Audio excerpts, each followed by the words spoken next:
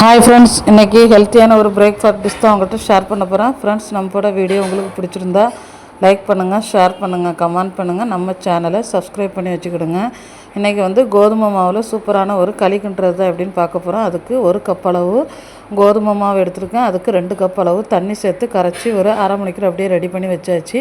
ஒரு அரை மணிக்கூரில் அந்த தண்ணி கூட 3வது பால் தேங்காய் பாலையும் சேர்த்து நல்லா கரைச்சி இந்த மாதிரி அரிப்பில் வடிகட்டி எடுத்துக்கிடலாம். அதில் உள்ள கப்பி 1-2 கட்டிகள் கிடந்தால் வந்துடும். இந்த மாதிரி வடிகட்டி எடுத்து ரெடி பண்ணி முடித்தோன்னா ஆல்ரெடி தேங்காய் ஒரு முறி தேங்காய் எடுத்துருக்கேன். 1 கப்புக்கு தேங்காய் எடுத்து ஃபஸ்ட்டு பால் தனியாக வச்சுட்டு செகண்ட் பால் தேர்ட் பால் எல்லாமே இந்த மாவோடு சேர்த்து நம்ம இந்த அளவுக்கு கரைச்சி இதேமாதிரி வடிகட்டி எடுத்துக்கிடலாம். வடிகட்டி எடுத்த உடனே தேங்காய் பால் எல்லாமே ரெடி ஆகிட்டு இந்த ஸ்டேஜில் நம்ம அதுக்கு தேவையான இனிப்பு இன்றைக்கி நம்ம சீனி எதுவுமே போடுறது கிடையாது. கருப்பட்டி, இந்த கருப்பட்டியை நான் மெல்ட் ஆகி உருக்கி வச்சுருக்கனால நம்ம கல் இருக்கும்னு 2வது தடவை உருக்காண்டா அப்படியே நமக்கு எத்தனை ஸ்பூன் தேவையோ அதை அப்படியே கோரி போட்டுக்கிடலாம். மெல்ட் ஆகி அப்படியே ஃப்ரிட்ஜில் வச்சோம்னா எத்தனை மாதம் ஆனாலும் கெட்டு போகாது, நமக்கு பரிமாறவும் ஈஸியாக இருக்கும். அதில் இனிப்புக்கு தேவையான கருப்பட்டி ஒரு சிட்டிகை அளவு உப்பும் போட்டு நல்லா மிக்ஸ் பண்ணிக்கிடலாம். தேங்காய் பால், கருப்பட்டி, மாவு எல்லாரும் சேர்த்து மிக்ஸ் பண்ணும்போது இந்த மாதிரி நல்ல ப்ரௌன் கலரில் வந்துடும். உங்களுக்கு இனிப்பு வேணுமோ அப்போ டெஸ்ட் பண்ணி பார்த்தா முடிஞ்சு. ஃபஸ்ட்டு பால் எடுத்து தனியாக நம்ம வச்சுருக்கோம். இப்போ அடுப்பில் வச்சு நம்ம கிண்டிக்கிடலாம். களி கிண்டும்போது எப்போவுமே கையை விட்டுறக்கூடாது.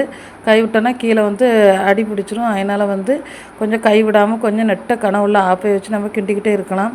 நல்லா கிண்டி கொதி இந்த மாதிரி 1-2 பொட்டு விழும். இதுதான் அந்த களி கொதிச்சதுக்குள்ளே அடையாளம். இதுக்கு முன்னாடியெல்லாம் சாப்பிட்டோம்னா மாவு பச்சையாக இருக்கும். இது 1-2 கண்ணு விழுந்து கொதிக்க ஆரம்பித்தோன்னா எடுத்து வச்சுருந்தா கட்டி தேங்காய் பால் அதில் ஊற்றி அதையும் நல்லா மிக்ஸ் ஆகிற மாதிரி சேர்த்து கிண்டிக்கிடலாம். நல்லா கிண்டிக்கிட்டு இருந்தோடனே தேங்காய் பால் மாவு எல்லாம் சேர்ந்து நல்லா மிக்ஸ் ஆகி இதுவும் 1-2 கொதி வந்தோடனே கொஞ்சமாக நெய் சேர்த்துக்கிடலாம். நல்லா கிண்டி விடணும், கை விட்டுறக்கூடாது. கை விட்டால் கீழே அடி பிடிச்சிரும். கிண்டி முடித்து நல்லா கிண்டிட்டு இருந்துக்கும் போது இந்த ஸ்டேஜில் கொஞ்சமாக அதுக்கு தேவையான நெய்யையும் சேர்த்து நல்லா மிக்ஸ் பண்ணி ஒரு 10-20 நிமிஷம் நல்லா சொலால விட்டு நல்லா கொதிக்க விடணும். கொதிக்க விட்டு கிண்டிட்டோம்னா சூப்பரான ஒரு கோதுமை மாவு களி ரெடி. இது கோதுமை மாவு களி மாதிரியே இருக்காது. இதை கொஞ்சம் இன்னும் சொலட்டி கிண்டிட்டோம்னா அல்வாயாட்டே மாறிடும். டேஸ்ட் சூப்பராக இருக்கும். பசங்க சாப்பிட்றதுக்கும் அந்த நெய் வாசம், அந்த கோதுமையில் உள்ள வாசம், தேங்காய் பால் எல்லாம் சேர்ந்து டேஸ்ட்டு சூப்பராக இருக்கும். நல்ல ஹெல்த்தான ஒரு ஃபுட்டு தான் குழந்தைகளுக்கு.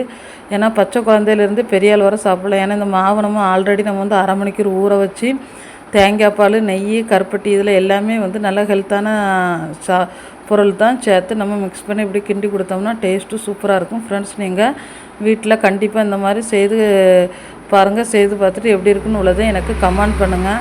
வீடியோ பிடிச்சா லைக் பண்ணுங்கள், ஷேர் பண்ணுங்கள், நம்ம சேனலை சப்ஸ்கிரைப் பண்ணுங்கள். வேறு ஒரு சூப்பரான ஒரு ஹெல்த்தி ஃபுட்டில் பார்க்கலாம். பாய்.